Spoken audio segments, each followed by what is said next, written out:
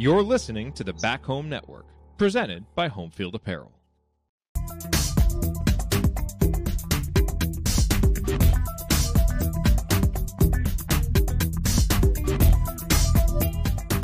Welcome back to Crimson Cast. Galen Claudio joining you on the show. It's good to have you folks with us again. It is Thursday, April 18th. It's a beautiful day in Bloomington. Going to be about 80 degrees down here today. We've got the football spring game coming up tonight at 8 o'clock. Some of you I know are going to be coming down for that. But of course, that's not the only thing going on this week. It is Little Five Week in Bloomington. The world's greatest college weekend is actually here.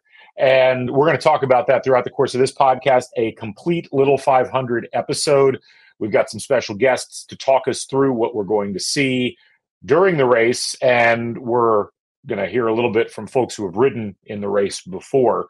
As we've got Kapusta DeVictor joining us in a little bit. She is our field analyst for the race broadcast on Friday for the women's race. And then we've got Matt McGorrey and Zach Horowitz that are going to be joining us a little bit later on in the podcast. They'll be our analysts for the broadcast on Saturday. Those of you who are new to the show may not be aware of this, but I've been heavily involved with Little 500 for about a decade now, specifically with putting the broadcast on. I'm the executive producer of the broadcast, and it's probably the thing I enjoy the most throughout the course of the year, as we're able to get our students from the media school involved in that. We're able to get alums who have ridden in the race before. We have a great working partnership with the IU Student Foundation, who, of course, is the group that puts the race on. And this is always an amazing effort by so many people. There's so much that goes on behind the scenes with Little 500 that you don't really know about. And we've been able, I think, to put together a lot of really good media content throughout the course of this spring that maybe gives people a better sense of everything that goes on with Little 500.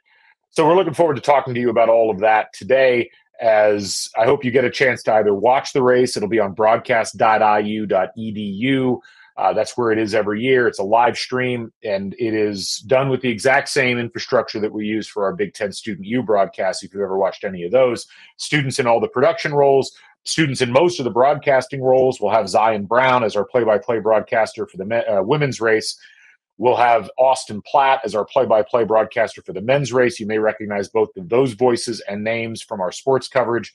And then in the field, we've got Riley Woodall and Kara Adams as our field reporters, working alongside our former rider experts. So we'll be starting at 4 o'clock for the women's race on Friday, so be sure to tune in for that. And then 2 o'clock on Saturday for the men's race. Should be an excellent time. Before we get to our interviews today, I wanted to just remind you all that Homefield Apparel is our presenting sponsor for both Crimson Cast and the Back Home Network as a whole. And Homefield Apparel is the place to go for the finest in college fashions, including Little 500 fashion.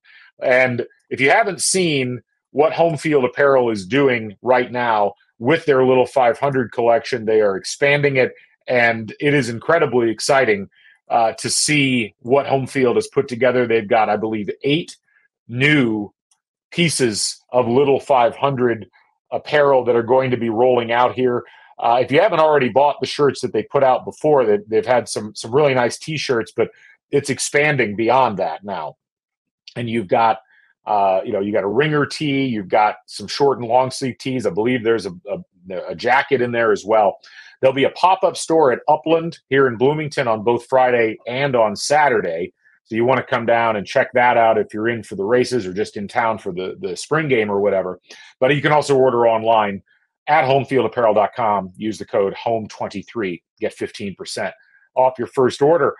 Also, just a reminder that we are on Substack. If you want to subscribe to the Crimson Cast Substack, you get our podcast sent to you for free. And we'd love to be able to bring you into the community that way rather than having to have you rely on going to social media to find what we're doing here. And the nice thing about it is you'll get connection with the rest of the Back Home Network, which covers the entire constellation of IU athletics, and obviously a lot to talk about with basketball. We talked about that on our previous podcast. And that's another thing I'll mention is that if you haven't gone back and listened to the last podcast that I did, we had a nice conversation with Rachel Brown, who's another one of our former writer analysts for the Little 500. She'll be appearing on the women's broadcast on Friday. So without further ado, we're going to bring in Kapusta DeVictor, who is our field analyst for the race on Friday. And then we'll have Matt and Zach joining afterwards. As I mentioned with the last podcast, there's no the order of this is essentially, we want to get these interviews out to you, and there won't be like an ending on the podcast necessarily. So the interview kind of stops abruptly with Zach and Matt, but that's by design. Anyway, hope that you all have a good rest of the day, and hopefully we see you down here for the spring game, for the women's Little 500 and for the men's Little 500. And again, you can watch the broadcasts of the Little 500 races at broadcast.iu.edu. And we've got Katie Kapusta DeVictor joining us here on the show. It's good to see you, Katie. I'm going to see you later on this week as you're going to be doing the women's broadcast. You're our field analyst this time around. It's good to have you back. How you doing? Oh my gosh. I mean, yeah, it's Little 5 week. It's the best week of the year. I'm so excited to come back, and I missed last year's race. So I'm just like itching to be back in Bloomington in April and, kind of see what all unfolds. It'll be fun. Yeah, it should be a good time. I mean, it's an interesting setup, and the weather is going to be like kind of in the sweet spot. I was talking about this with people earlier. I mean, I would prefer a warmer Little 5 just because I like it being warm.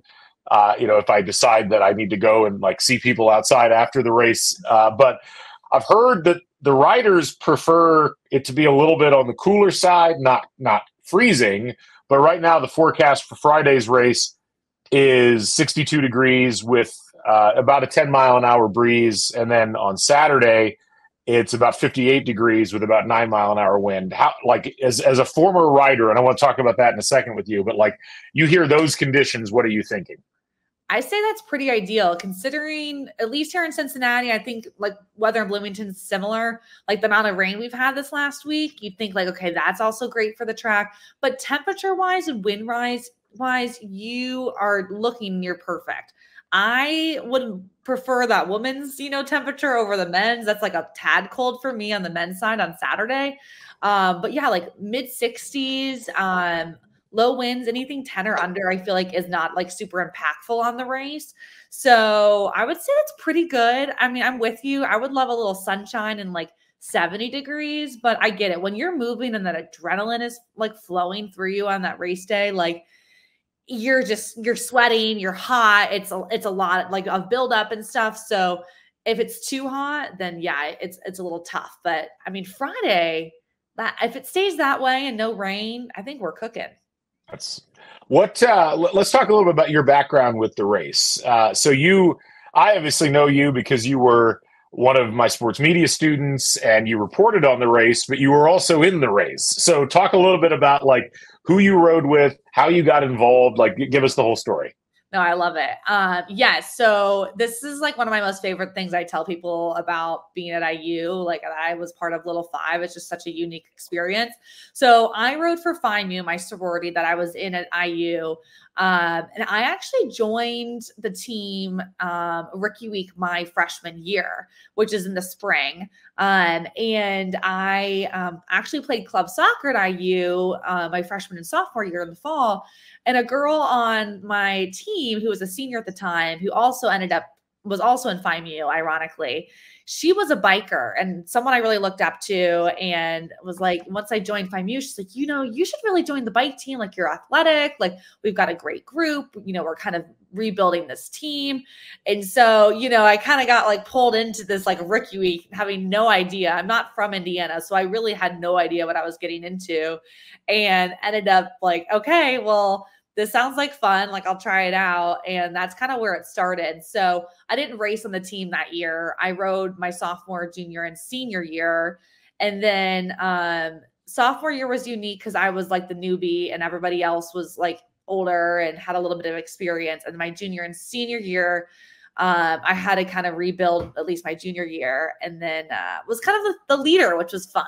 And kind of like making sure that like what I joined and was building that up to, hopefully leaving it better than what we found it and stuff. But And then I was part of Riders Council my junior and senior year, which is the like leadership group for riders, which is really cool because it gives you a chance to just like meet people outside of your own team and have more of like that community feel, which I think just made Little Five even more fun because I mean, Rachel, like I know a lot of people like Rachel Brown, you know, rode for Theta and they were like girls on Theta. So like I got to know them when I was riding, and it just kind of just makes it feel like your own little kind of clique and group, I guess, at IU, and make it feel a little smaller. So, but that's kind of how I got into it and who I rode for and all that stuff. Yeah. That's awesome.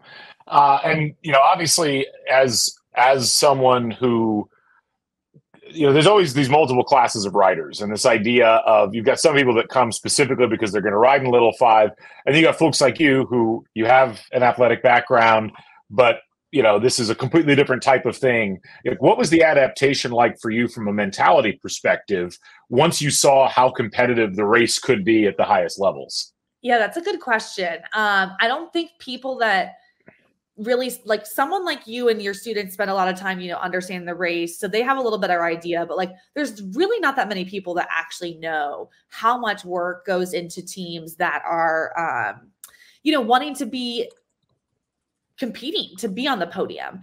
So for me, I did not know that. I came into it like kind of green and whatever. And as a freshman, I think, you know, I still didn't quite understand, but we actually, my freshman year, FIMU was in the sprint finish and they finished, I think, 4th or 5th.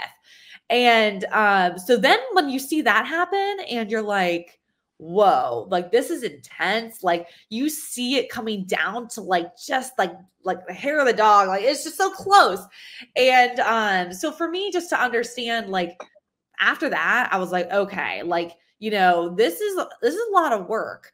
And even like as each year, I feel like we kind of built it up a little bit more. Like my sophomore year, we went on a spring break trip, which was, you know, great. It was great training. We bonded and whatever. But that's not kosher anymore. Like if you want to be competitive, you're staying in Bloomington on spring break and you're using that extra track time because track time is so valuable. So, you know, you kind of live and you learn as you go. So junior and senior year, you know, we stayed in Bloomington for spring break, which I mean, that's not really a spring break. You know, you're riding twice or, you know, more times a day. You're exhausted. You've got cinders all over your knees and elbows and stuff. So I think, you know, there was a moment where I was like, okay, this is intense. But I also think like, as I kind of went, we gradually increased how competitive we wanted to be in the field. So let's talk a little about the race this year. You know, it's been interesting kind of coming out of COVID. Obviously we had that weird COVID race in 2021, which was in May. It was just a throwback to the 60s era, basically. And then, you know, the women's race has really gotten interesting just in terms of it's gotten more competitive. You've got a full field this year for the first time in a long time. I mean, it feels like women's sports is having a moment in general across the country. And this is just kind of like another example at the Indiana level of that very thing. It makes my heart so happy to see a full field. It's been a while and I just love, and even seeing new teams that I'm like, who is this team? You know, they weren't there when I was riding, you know, just to see that is fantastic. I mean, it goes to show like this is like going in the right direction. Like you mentioned, COVID, I think, and it even for our team, for FIMU, I mean, it was really hard to build up after that because you use the race as a recruiting tool every year. Like your freshmen, they get to see the race like I did. And you realize, whoa, like this is so awesome. I want to do this. And when you don't have that for a year, and really too, because, you know, there weren't fans allowed in 2021, it's like, it's tough. So to see it kind of on the upswing and like you mentioned, you know, the women's sports, just, it's been so fun to watch and to cover on my side, and to see it like also happening at IU and Little Five. I just hope like it continues, you know, like not only do we want a full field, but we want a full field of competitive teams. Yeah. And I think the women's race for a long time has been, okay, you've got a handful of teams that are really competitive that could actually win this race. wouldn't it be nice in a couple of years we see, you know, a little bit more like the men's side? Like maybe you've got like 10, 12 teams that are really competitive and you don't see this pulling off the pack situation anymore. You see teams really leveling out. And I think as a former rider and as just someone that's viewing the race, that's what you want to see it go. Yeah. And look, I think sometimes people, I've often had to try to correct people who, you know, sometimes forget that the women's race is part of the weekend. And it's like, no, this is actually, from a spectator perspective, I think my favorite of the two, because there's no fluff. Like it's 100 laps. There's very little time for mistakes, and the pacing is so hectic. And you know what I find interesting about it is like how quick it's over. It's like an hour 15, hour 20. So much gets packed into those 100 laps that you blink and you miss quite a bit of things. I think it is even more chaotic when you're riding. You're like, what's going on? What's happening? Who's doing this? And it's just like, you're screaming, you're yelling, you've got things on the whiteboard, and it's just like, it's over. And you're like, wait, that just happened. I agree with you though, because I mean, as much as I like, am for like, okay, like maybe the women's race needs to be a little longer. I feel like when you watch the men's race, you've got this little like lull where you feel like you can go to the concession stand, you can get a snack, you can go grab a t-shirt from the booth. You don't really feel like you're going to miss a ton. The women's race, you need your eyes on that track like the entire time, because things can happen in an instant. And I'm excited. I think like, you know, this year, me being on the field and kind of this field analyst role, I'm hoping that we can kind of like catch some of those, you know, things that are happening in the moment. You know, is a team going off the front? Who's exchanging? You know, what are those conversations on the field in the pits happening? But yeah, it's hectic down there. As a rider, it's even more hectic. It's a lot of fun though. That's great. So what are you expecting out of this race? We've seen Spring Series is over. You know, we've seen who's on the pole. We've seen who the best riders have been in ITTs. You look at all of this, and as a former rider and as someone who's been an analyst on this race before, what strikes you or what sticks out to you? So it's interesting. As much as I like don't want to see a team come off the front, I mean, it kind of feels like this might be the year once again. But what I think is really interesting, you've obviously got Teeter. They've so strong, returning all of their riders and really controlled the pace of the race last year for a good bit. And sure they are feeling slighted. Like that just fell through their fingertips last year. And then you've got Theta, who's just been historically very good. And you've got Audrey on them and a senior leader that I've heard them, you know, coaches on their side saying this is one of the best riders they've ever had come through their entire program, which is very, very high praise on the Theta side.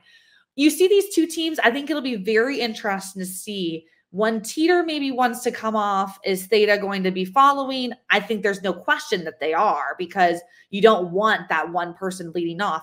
My question though is there a team that might be able to kind of swing their way in, either keeping them from doing that or staying up on them and trying to create a bigger pack?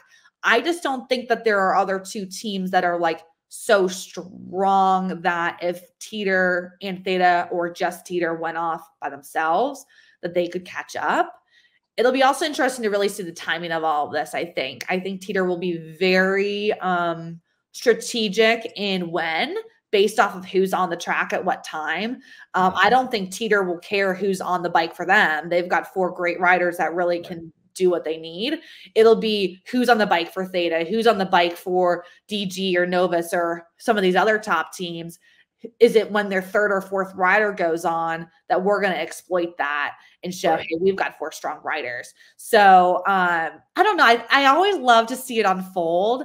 But yeah, I'm not the biggest fan of like one team for lap 40 off and like watching that, but it really, there's a lot that goes into it. Yeah. And it's always fun to see how it all unfolds. And you never know. I think that's the beauty of the race, is like, I might be saying all this stuff, but it might not happen. We might see something completely different. There could be a wreck in like the first 10 laps that changes the entire course of the race, which is just what makes, I mean, Little 5 and sports in general so fun, because you can't predict what's going to happen. Yeah, no, I mean, just the history of the recent history of the races, we've seen all of the things that you just described. You know, we've had a team a couple of years ago go off the front, and by the time everybody realized what was going on, they had lapped the field twice. It's like, well, okay, that's the rest of the day. But then you've had holes open up randomly in the track because of weather conditions. I don't think that's going to happen this time because it's rained. It's going to be dry for a couple of days. It's not going to be overly hot, so that should help keep the track stable.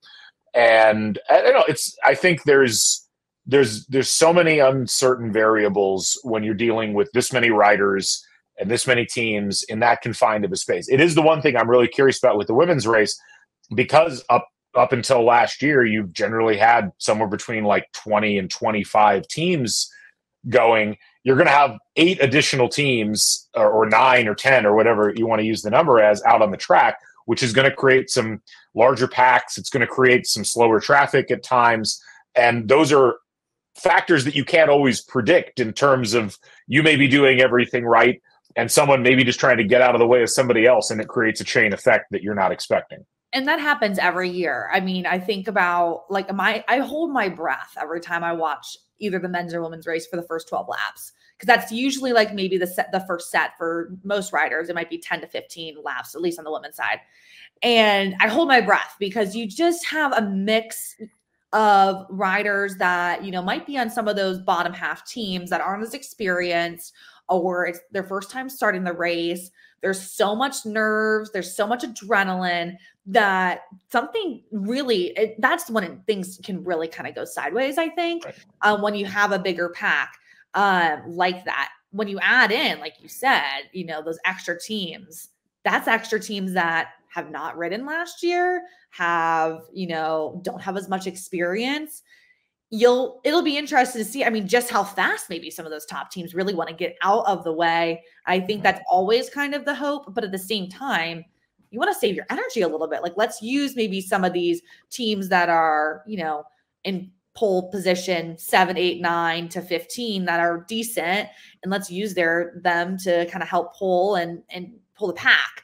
But yeah, you mentioned all of that about anything can happen. That happened my senior year. Someone right in front of me just divvied a little. My front tire hit them.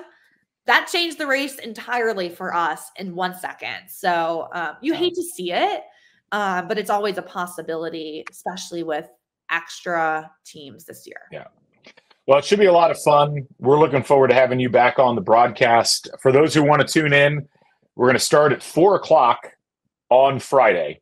And you can tune in at broadcast.iu.edu. I will actually, for those of you who are watching this, I will put the link into the bio or the whatever. They call it a description, Katie. They did the description underneath the video on YouTube. So broadcast.iu.edu, 4:00. We'll start the broadcast. We'll have Zion Brown and Rachel Brown up top doing the play-by-play, and then we'll have Katie in the infield with Riley Woodall and Kara Adams as we cover everything in that area. It should be a lot of fun. Looking forward to seeing you out here again. Thanks for joining me today. Thanks. All right, and continuing on with our Little 500 preview podcast, we've got our 2 analysts for the men's Little 500. We've got Matt McGorrey. We've got Zach Horowitz. Guys, welcome to the broadcast crew. You're both in your first year with the crew, and this is always a fun time bringing people in. It should be a lot of fun this year. Really fascinating race. We're going to talk about the race a little bit later in terms of what we're expecting this year, but let's introduce you two first and get everybody on the same page. Zach, let me start with you. Give the folks your background and history as it relates to coming to IU, like where you're from originally and how you got involved in Little Five. Yeah, definitely. So I'm from Carmel, Indiana, and I've been there as long as I can remember. Grew up there, and never really desired to go to IU, but somehow ended up there and had an amazing experience at IU. I was in a fraternity in AEPI, and I started the bike program back up through AEPI, and had a great time leading the bike team through AEPI for 3 years until finally kind of going independent and creating our own independent team through Nick's English Hut. We created a team called Nick's English Hut Cycling, NEH, which was amazing. And yeah, my Little 500 experiences, or was, it's ages ago now. it was amazing. I was incredibly blessed for all of the experiences I had and all the people I met. Matt, how about you? I come by the way of Alpharetta, Georgia, actually. Grew up there my entire life. Decided to have this crazy idea of going to engineering school at Georgia Tech. And as a freshman, waking up at 8 a.m. for Calc 3, very quickly understood that that wasn't quite the math that was for me. By happenstance, happened to find Kelley School of Business and started evaluating business schools. Once I learned that you could use math to make money, I was hook, line, and sinkered into the business curriculum. Transferred to Indiana. Fun fact, actually, I had never been on campus when I transferred to IU. Never visited, just heard great things, was really excited. Frankly, kind of struggled to find my home within Indiana. I did a run club and that was great, but was looking for something a little more involved. And by happenstance, happened to run into a high school friend I never even knew went to Indiana. He invited me to join his bike team, Jet Black. So I ended up racing for Jet Black in 2019. Unfortunately, had my COVID year canceled in 2020, but then I was fortunate enough in 2022 and 2023 to come back and be the mechanic for Team Delta Zeta on the women's race side of things. So certainly excited for the race. It's something that I'm always looking forward to this time of year and excited to see what happens and what I'm starting to call April absurdity here on Saturday. Your comment about waking up at 8 a.m. for Calc 3 and realizing that's not the math for you. Sadly, that's how I felt about waking up at 9:30 for finite, which is why I went into the media as opposed to business. I think you were still well ahead of me on that front. No, that's great, guys.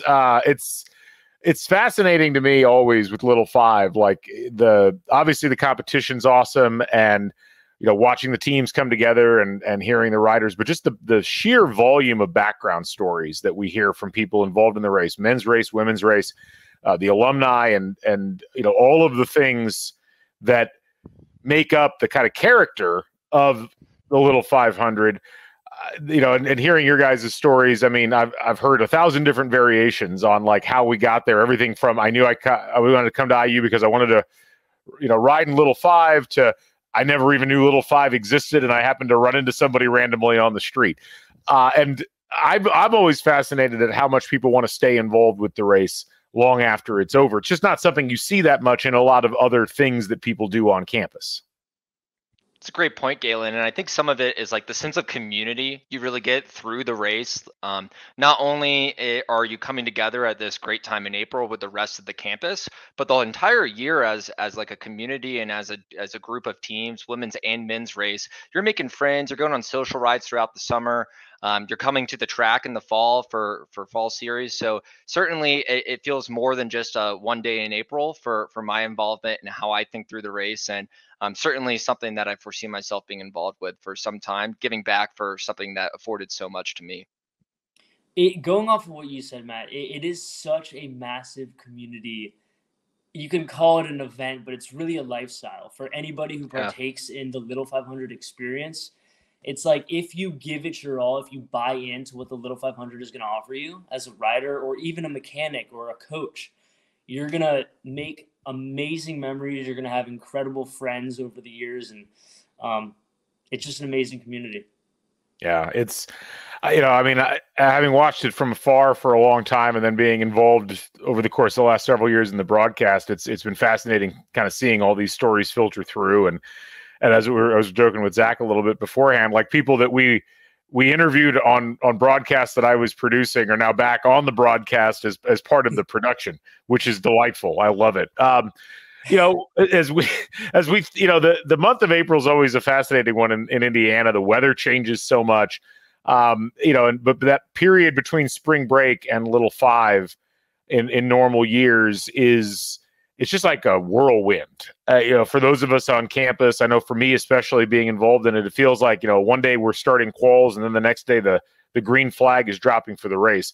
When you guys think back to your own experiences in the race, like what is it like for you as a rider going through that period, the anticipation of knowing, you've at least got a chance to be in the race if you're in the final four riders on your own team, right to the point where you're lined up and you're going through introductions. Zach, let's start with you on this. Like how do you manage those emotions and those thoughts over time? It's tough, especially at the very beginning. Like I can think back very vividly to my first race or my first quals in 2016. The team was brand new. I had basically no experience on a bike. And it's really nerve-wracking. Like the moments before the race, even before quals, like the night of sleep prior to these massive events, you're just like not able to sleep. You're just thinking about trying to be able to execute the next day. And another thing I think about when I think about nerves within the race are like the feeling that you have as a rider starting on the bike for those first few laps to actually get the race going. Like those, just thinking about it makes my heart start racing, like those moments are so high stake and it's just so exciting. Yeah. Matt, how about you? For me, having candidly race once, a large part of spring series, we had a very competitive team in 2019, and it was trying to both do what's right for myself. Obviously, you train all year, definitely have your focus and goals on being on the race team when you know you're going to be that 3 or 4 rider. When your team is 5 or 6 deep, though, it's kind of like, how do I work with my best friends and not upset anybody and still do what's right?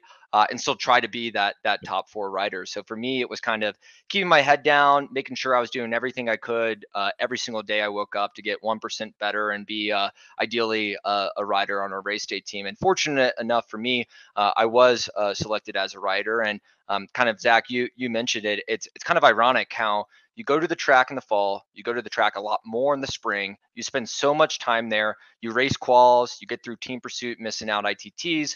And the reality is that the race, like you've been on the track racing against people the entire spring, but something certainly feels different when you wake up on a Saturday and there's going to be thousands and thousands of fans. So for me, it's like telling myself that it's another race, another time on the track. I've done this many times before, but it's hard not to get lost in the moment and gravity and brevity of the whole situation.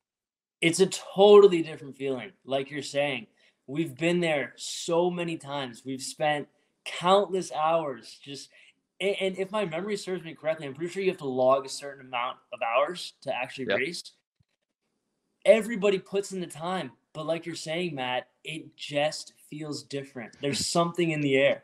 There's something about the small changes of there just being like pit boards and like, really clean lane lines and stuff like that to make you feel that something is just not wrong, but like different in that different environment. It's not just showing up to the track to get some laps in after a Thursday. It's a full on production at that point. Mm-hmm. It's also fascinating to me. I mean, and you guys are relatively recent riders, you're racing in, 17, 18, 19, that period. But I mean, I remember calling the race in 2001 on student radio. And, I've seen videos of races before that. It hasn't really, I mean, there's little changes like you mentioned, but like the core experience hasn't really changed a whole lot. And that is in and of itself a really fascinating thing to think about, given how almost everything, like you watch a football game that was televised in 2003 or a basketball game, it looks like a different sport. And yet you watch a little 5 from that period, and it doesn't really look like it's altered that much from what that experience was. Totally. And, I think there has been some things that have changed about the race over time. People have really optimized kind of the logistics of in the middle of the race, bringing extra handlebars, extra wheels, etc. At the end of the day, it's still 4 riders on a team, 33 teams. Format hasn't changed. And I think there's something really powerful and strong about that. I was doing some research earlier this week. Little 500 is older than the Indianapolis Colts or the Indianapolis Pacers, predates both of those organizations. And for me, it feels very powerful that in kind of an essence, the format has stayed kind of the same. Riders who are going to ride this Saturday have ridden in pretty much the same race that riders back in 1951 rode in. I find that so powerful and just, again, part of the aura of the race, I think. It really is. And just like the bikes that we ride, this race is as simple as it gets. There's not a whole lot of rules, right? Yeah. There's really, it's really simple. And you know what it makes me think about is we had some alumni that would work with the API cycling team back in the day. And I would have conversations with them about like their experiences in the race back in the 80s or whatever. and they're telling me these stories, and it's crazy because like I can picture exactly what they're talking about, and it's a totally different time, like literally 40 years prior. Yeah. But I know exactly what they're referencing. It's amazing. Two things I'll pick up on what Matt said. Not only is the race older than the Indianapolis Colts, it's older than the Baltimore Colts, who of course moved to Indy because the Baltimore Colts started in 1953. Little Five's been around since 51. The NBA only was founded in 1946. So Little Five is almost as old as the entire National Basketball Association. That is remarkable stuff. And I love all the random, the little bits and pieces of history. I do a whole lecture on Little 500 in my class, which a lot of times people are like, why are we even learning about this? But my argument's always been, this is one of the most important cultural touchstones that you have at Indiana University. And it's been around for 3/4 of a century. And, the little things like in the 60s, in addition to the race, you had a whole thing on Lake Monroe called the Regatta, where they would have a boat race. They would have bands playing on platforms out on Lake Monroe. Everybody would camp out on the shoreline. This was still when the drinking age was 18. So I can't imagine today. And now keep in mind, the race happened in May back then. The race always happened on the Sunday of Mother's Day weekend. I can't imagine going to Lake Monroe in like mid-April. That just seems like a terrible idea. But I am trying to imagine the scene now with IU culture going down to Lake Monroe for something like that. But that's the stuff that's out there if you dig about this race a little bit and all the different things that have happened in and around it, and just the way that it's kind of been ingrained in IU culture over the course of time.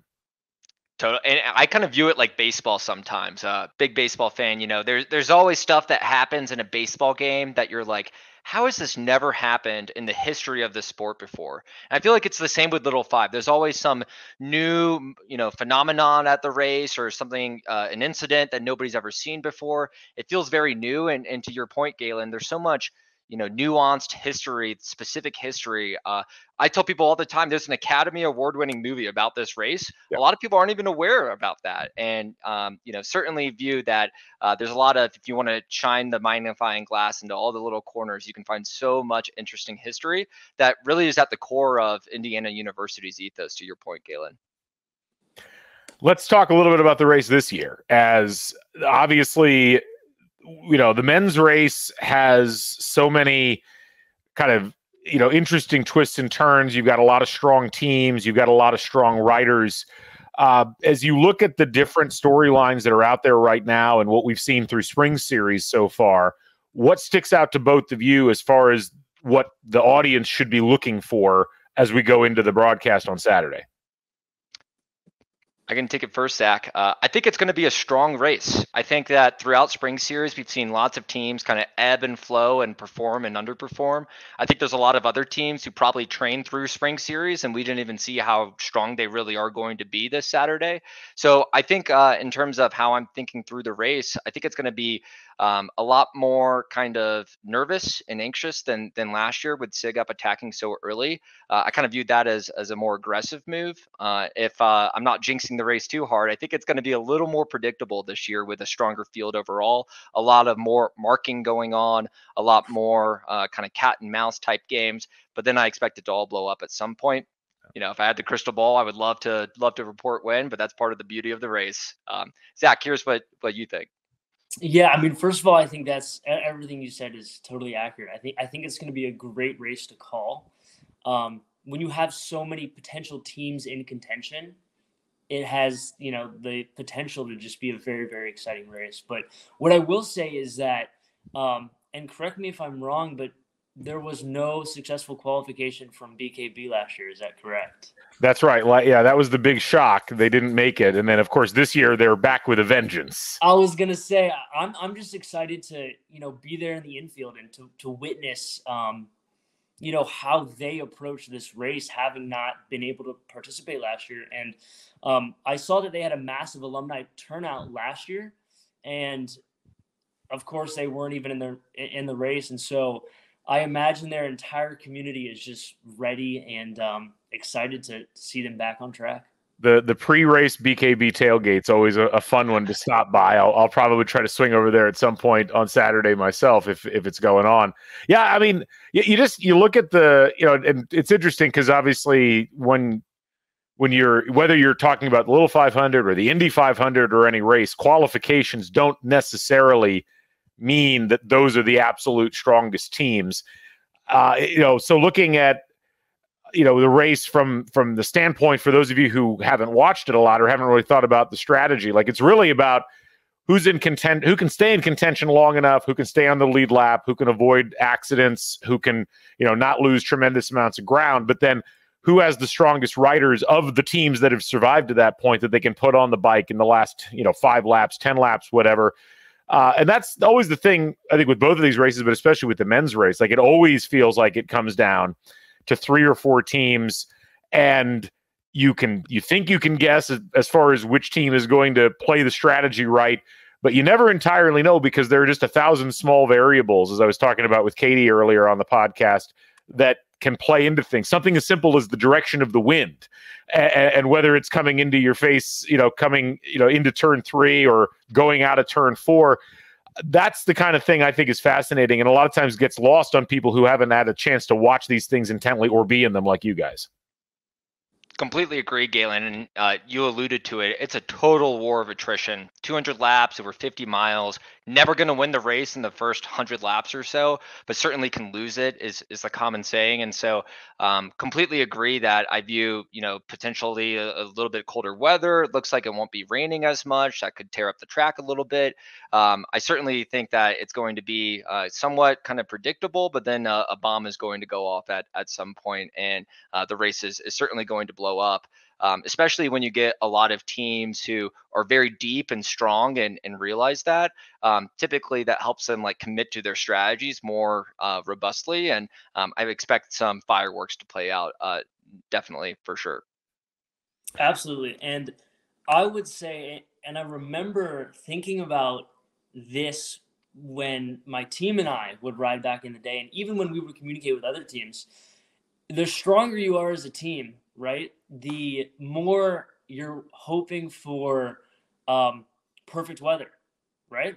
Because you just want to be able to go out there and do what you can do best. But, sometimes if things, obviously we're not expecting any rain or terrible weather, but if the weather's crazy, if the track's in poor condition, that it definitely wouldn't favor a team that wasn't previously favored by any means, but it certainly increases their probability of success, right? Like, if you can just stir up some craziness, obviously nothing illegal, but no impeding penalties, but you can make something crazy happen, then you got a shot. And like you said, Galen, if you can make it through 95% of the race and you are in those last 20, 15, 10 laps, you got a shot. Anything can happen. But to that point, if you're at lap 170 and 180, somewhere around that mark, and you don't think you have a sprinter capable of out sprinting anybody,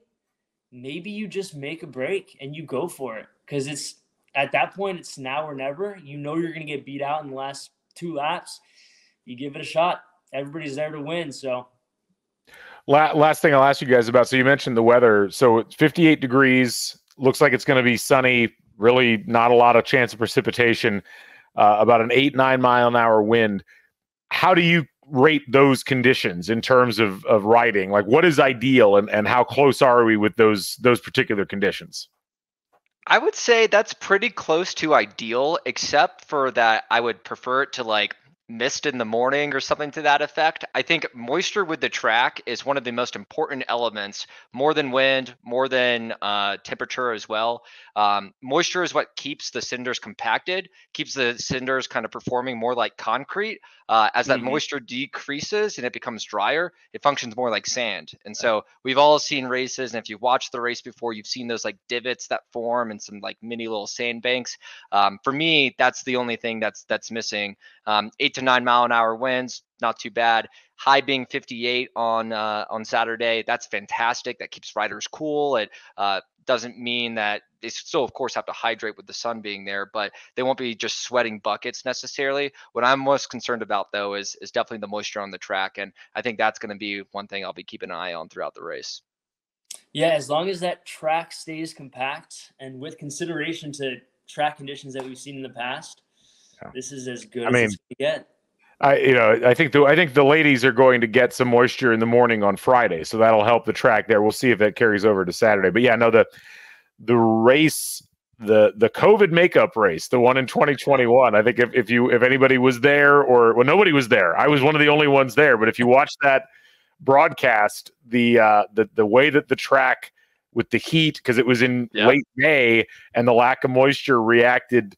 You had a lot of divots, you had a lot of accidents as a result of track conditions, and that's exactly what you're talking about. So I think we're avoiding that. It's rained or going to rain like all week here, except for the race days. So we should be in pretty good shape on that front. But, well, guys, I'm looking forward to hearing you both on the call. Matt, you're going to be upstairs, I believe. You're going to be calling from the top with Austin Platt, who's our play-by-play broadcaster. Zach, you're our field expert. This is a new position that we're trying out. Katie's doing this on the women's side. You're doing it on the men. So we can get some more insights on what's going on as we see what's going on in the pits. We see what's going on with strategy. So really looking forward to having you both on. And I appreciate you taking the time to talk with us on the podcast today. Absolutely. It's our pleasure, Galen. Looking forward to it. All right. Matt McGorrey, Zach Horowitz joining us here on the show. Be sure to tune in. Go to broadcast.iu.edu. 4 p.m. start for the women. That's when the broadcast starts on Friday. And then for the men's broadcast, 2 o'clock start Eastern time for all of that. Again, for Zach and Matt, I'm Galen Clavio. Thanks for joining us here on the show.